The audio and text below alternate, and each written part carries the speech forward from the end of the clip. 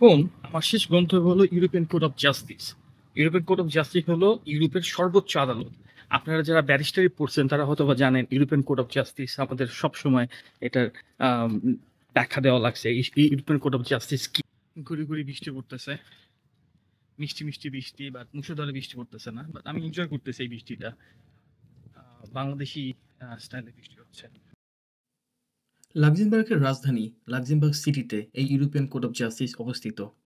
আপনাদের বলে বোঝাতে পারবো না আমি কতটুকু খুশি ইউরোপিয়ান কোর্ট অফ জাস্টিস দেখে। ইউরোপের সর্বোচ্চ আদালত হলো ইউরোপিয়ান কোর্ট অফ জাস্টিস।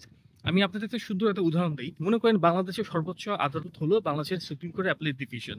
যদি কোনো কারণে নিম্ন আদালত আপনাকে না করে আপনি বাংলাদেশের সুপ্রিম কোর্ট পর্যন্ত যেতে পারবেন। কিন্তু ইউরোপিয়ান ইউনিয়নে জিনিসটা একটু আলাদা। ইউরোপিয়ান ইউনিয়নে হয় মনে করেন পোল্যান্ড অথবা ফ্রান্স অথবা রোমানিয়ার সুপ্রিম কোর্ট আপনাকে কোনো একটা কারণে সাজা দিল, এখন আপনি খুশি না, তখন আপনি ইউরোপিয়ান কোর্ট অফ জাস্টিসে গিয়ে বলতে পারবেন দেখেন আমি ওই দেশের সুপ্রিম কোর্টের রায় আমি হ্যাপি না, আপনি আমাকে সাহায্য করেন। তখন ইউরোপিয়ান কোর্ট অফ জাস্টিস যদি সেই রায় বদলায় দেয় তখন সেটাই হবে সর্বোচ্চ রায়। তার উপরে ওই দেশের সুপ্রিম কোর্ট কোনো কথা বলতে পারবে না।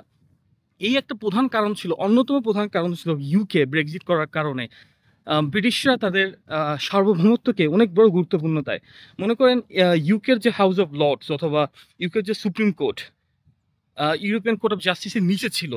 দ্যাট মিনস যদি কোনো মামলার রায় আপনার পক্ষে না যায় ইউকে সুপ্রিম কোর্টে, তখন আপনি ইউরোপিয়ান কোর্ট অফ জাস্টিসের মাধ্যমে আপনি এটা রায় আপনার পক্ষে নিতে পারবেন। এই কারণে ব্রিটিশরা আপনার ব্রেক্সিট করছিল এবং এটা অন্যতম কারণ ছিল সার্বভৌমত্ব। এবং আমি এই ব্রেক্সিট নিয়ে আরেকটা বড় ভিডিও করব এবং ইউকের জন্য ব্রেক্সিটটা খুব দরকার ছিল আমি বিশ্বাস করি। আজ থেকে 10 বছর আগে যখন আমি এলএলবিতে পড়তাম ইউনিভার্সিটি অফ ওলভারহ্যাম্পটনে, তখন যখন ইউরোপিয়ান ইউনিয়ন আমাদের ল পড়ানো হতো কত কোর্টের মামলার আপনার রেফারেন্স দেওয়া লাগছে ইউরোপিয়ান কোর্ট অফ জাস্টিস। ভাবতেই অবাক লাগে আজ ব্যারিস্টার হওয়ার প্রায় 10 বছর এবং ব্যারিস্টার হওয়ার প্রায় 5 বছর পরে এই ইউরোপিয়ান কোর্ট অফ জাস্টিস ঘুরতে আসলাম অ্যাজ এ লয়ার না, অ্যাজ এ টুরিস্ট। ওই যে দেখতেছেন ইউরোপিয়ান ইউনিয়নের সমস্ত ফ্ল্যাগগুলো এখানে আছে, Sweden, Finland, Portugal, Romania, Croatia,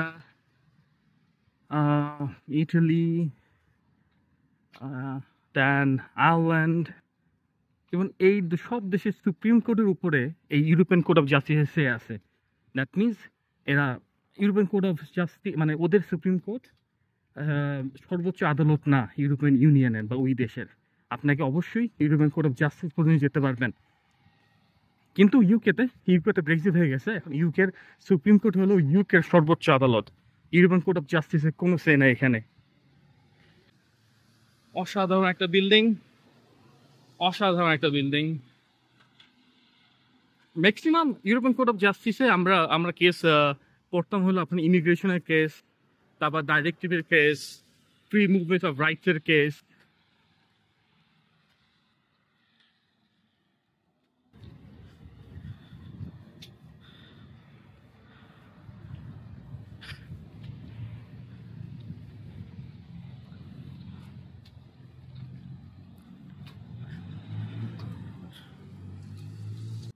এই হলো ইউরোপিয়ান কোর্ট অফ জাস্টিসের মেইন ফটক।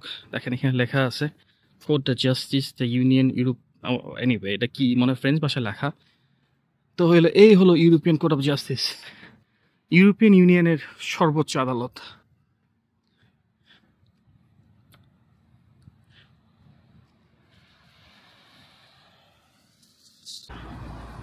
এই যে ইউরোপিয়ান ইউনিয়নের সমস্ত দেশগুলো, ইউরোপিয়ান দেশগুলো ছাড়াও কান্ট্রি আছে, ইউরোপিয়ান ইকোনমিক এরিয়া। যে যখন আপনি ইউরোপিয়ান ইউনিয়ন ল পড়বেন তখন আপনাদেরকে সব পড়ানো হবে, ইউরোপিয়ান ইউনিয়ন কি, ইউরোপিয়ান ইকোনমিক এরিয়া কি। বাংলাদেশে যারা ল পড়ে তারা হয়তো এইগুলো পড়েন না, বা যারা ইউকেতে ব্যারিস্টারি পড়বেন তাদেরকে এইগুলো পড়তে হবে, ইউরোপিয়ান ইউনিয়ন ল। কিন্তু মজার কথা হলো ব্রেক্সিটের পরেও কিন্তু ইউকেতে এখনো তারা ইউরোপিয়ান ইউনিয়ন ল পড়ে। ভাবতে পারেন আমি এখন ইউরোপিয়ান কোর্ট অফ জাস্টিসে, আপনারা যারা লয়ার তাদের জন্য অনেক বড় কিছু, বা যারা লয়ার না বা ব্যারিস্টার না তাদের জন্য এটা কোনো কিছু না, বাট আমার জন্য as a barrister European court of justice একটা অসাধারণ ইনস্টিটিউশন ইউরোপিয়ান ইউনিয়নের জন্য। এই হলো ইউরোপিয়ান কোর্ট অফ জাস্টিস। লাক্সেমবার্গে। এর প্রতিষ্ঠাটা হয় 1952 সালে।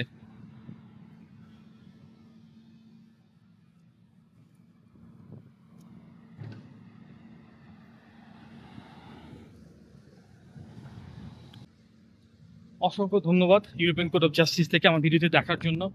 আমাকে অবশ্যই সাবস্ক্রাইব করবেন এবং আপনার যদি কোনো প্রশ্ন থাকে অবশ্যই কমেন্ট করবেন। Chivo International.